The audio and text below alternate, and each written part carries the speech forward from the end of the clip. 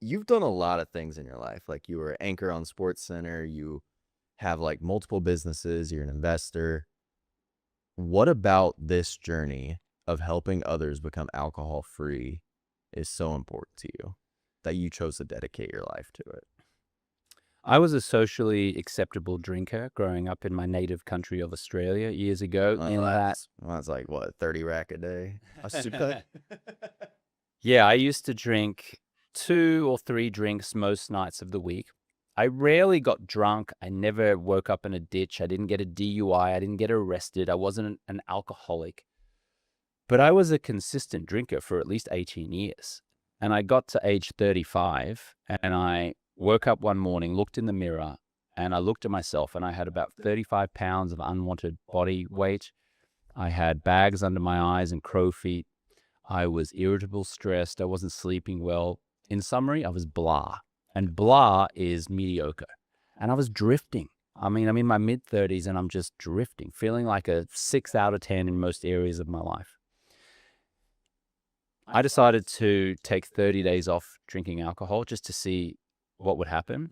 In 30 days, I lost 13 pounds. I slept better. I auditioned to become a sports center anchor on ESPN, and to my bewilderment, I got the job. And I credit the clarity and the focus and the energy from not drinking alcohol to helping me get that job. I focused on nutrition. I started working out. I became calmer. I wasn't as irritable. I started responding instead of reacting to potentially triggering moments. And after a few months of doing this, I felt so good. I thought, you know what, I'll just keep going and see how long I can go. That was 2010. I haven't drunk since. It's been 15 years plus now that I've been alcohol free. Amazing. And in that time, I have attracted my dream partner. I've created 2 multi-7-figure businesses. I've helped thousands of people with their sleep, with their alcohol consumption, and my human needs, I guess. Tony Robbins talks about these 6 human needs, which is certainty, uncertainty, growth, significance, contribution, and love and connection. And he says that if you got all those 6 human needs met, you have a wonderful life. I have all of those human needs met with this business, with this stop drinking organization and this mission that I have. And so I feel great about that. So you asked me, how did this start? Like, what drives me? Initially, it was just the incredible benefits that I experienced from living an alcohol-free life. And then people started to notice. I remember I was living in the Hollywood Hills in California at the time, and I was going to these hedonistic parties up in the hills with open bars. And I was the only one not drinking. And people would come to me and say, how are you not drinking yet you're still dancing on a table? And I was like, I don't know. I'm just loving being alcohol-free. I Yeah. went to the Playboy Mansion as a drinker before I stopped drinking. And I went back to the Playboy Mansion to a party as a non-drinker. As a non-drinker, I had a far better time, much more enjoyable. I remember more of the details there than I do of the first time. And after a while, I thought maybe I could start to help people to stop drinking because I'm getting enough people asking me about it that they're curious. And that's how I started this organization called Alcohol Free Lifestyle. And now we've helped thousands of people all over the world, mostly high achievers, business owners, executives, CEOs, physicians, dentists, chiropractors, investors.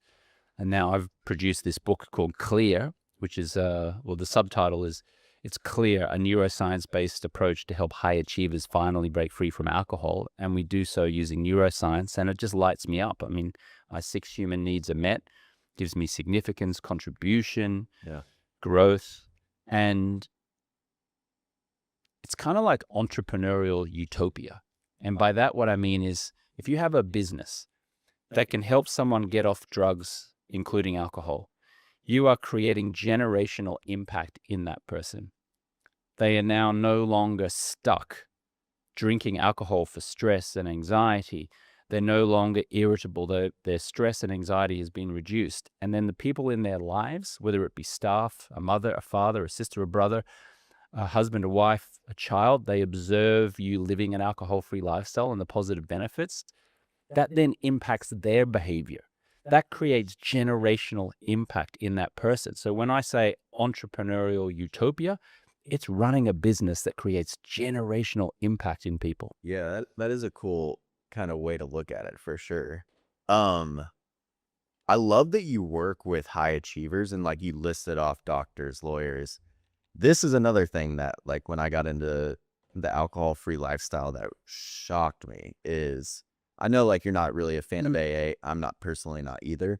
But when you go to those rooms, I think I had an image in my head that I was gonna be the best, most successful person in the room, even though my life was like nothing to brag about at that point.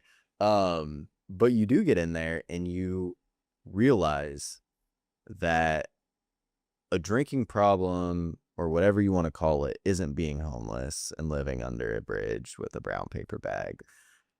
Your doctor, your surgeon. I mean, I listen to a lot of sobriety podcasts. You can hear some scary shit of like an anesthesiologist who was fucked up doing that. That alcohol knows no class, knows no salary, knows no status. It can get anyone. Doctors are some of the biggest users of alcohol out there. It's frightening. Many of our clients are anesthesiologists, surgeons, ER doctors who are coming to us drinking a bottle of wine a day. They're stressed, they're anxious, and they're turning to alcohol to relieve them of that stress and anxiety, at least temporarily. The challenge is, and I'm not suggesting that they're under the influence as they are operating, but some of them probably have been. Yeah. But even if they're not, certainly, at the very least, they're tired, they're irritable, they're overwhelmed because of their drinking.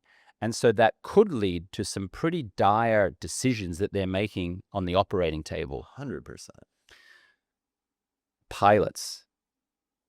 We have a lot of pilot clients who come to us who are stressed. They're on different time zones. They can't sleep very well. And so they turn to alcohol.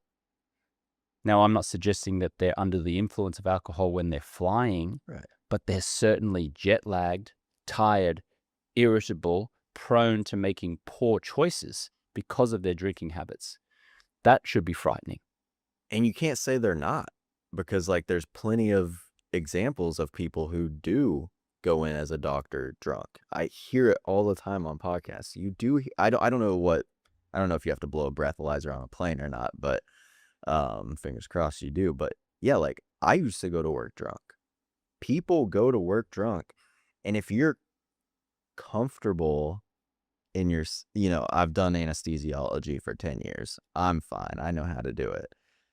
It's a scary thought. Like we're all just humans. Like just because it's a doctor doesn't mean it's not a human. They fuck up the same way we fuck up.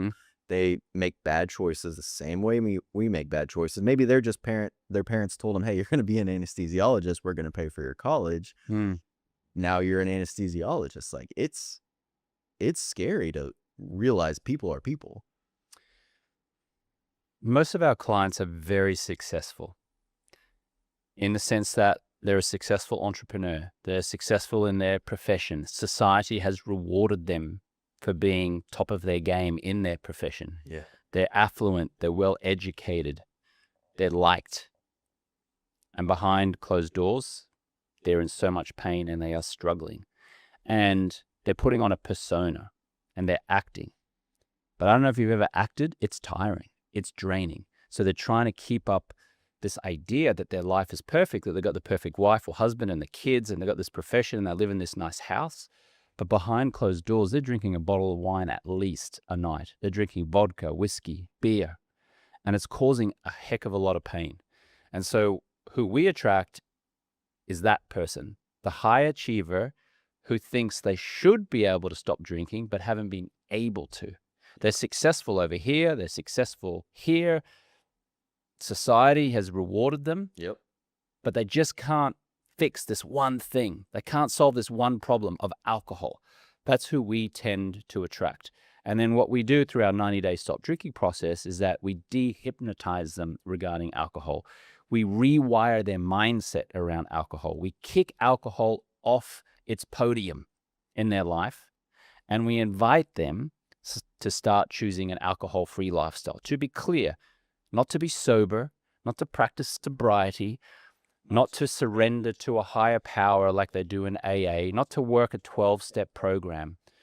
A lot of who we work with are folks who've either tried that or they don't want to try that. It just doesn't resonate with them. It can be obsessive.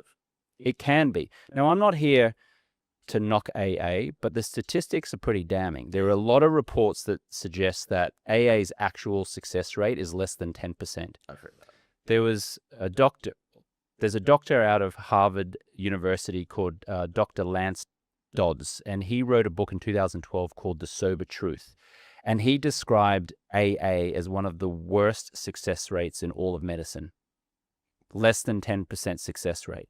Now, has it helped tens of millions of people? Yes. And if AA is working for you, I say keep doing it. Right. If surrendering to a higher power and doing 12 steps and going to a meeting is working for you, keep doing it. Unless, of course, you feel like you're in a prison. But what I would say is using neuroscience, empowering, not using verbiage like recovery and sober and sobriety, but instead using terminology like I'm alcohol free and I'm choosing this lifestyle and I'm choosing to order soda water, ice, and a piece of lime, as opposed to I'm saying no to alcohol. Over here, so much more empowering and energetic and effective. The University of Washington did a scientific study on our stop drinking process in 2023, and the results was a 98% reduction in drinking amongst the study participants. That actually is crazy. It's crazy.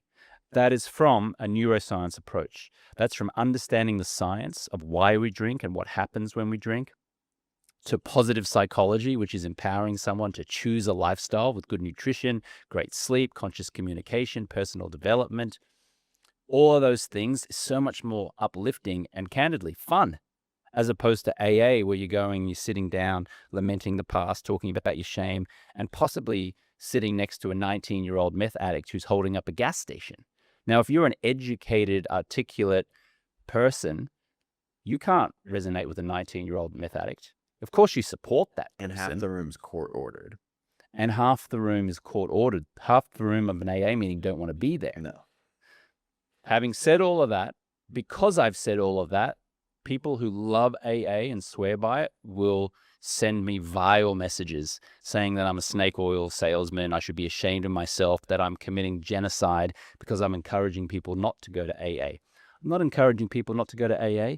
I'm simply demonstrating what the studies seem to suggest, which is AA has one of the worst success rates in all of medicine, and that there are other modalities using neuroscience and positive psychology to have far better success rates.